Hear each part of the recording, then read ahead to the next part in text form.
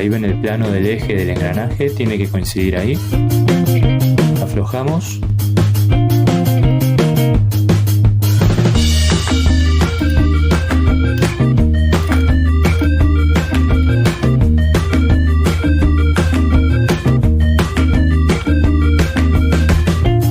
Sacamos la bomba para limpiar el sedazo.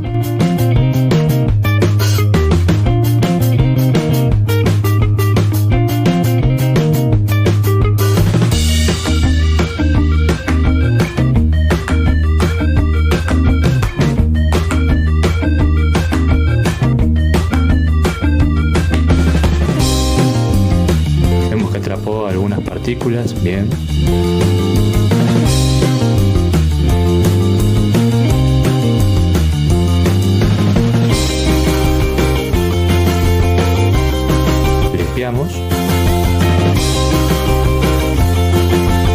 Pero algo más grande quedó atrapado ahí, ¿lo ven?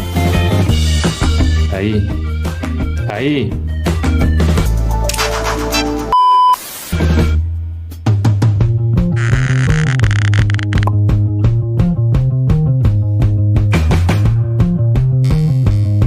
¿A qué le suena eso?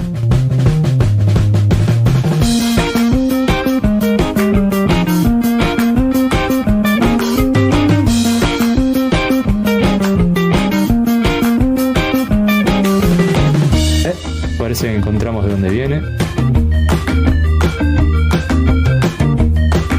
Se ve que en alguna parte del cárter se puso formas juntas de más y por suerte lo frenó la malla metálica. Ahora ponemos todo en su lugar, ajustamos al torque como pide fábrica.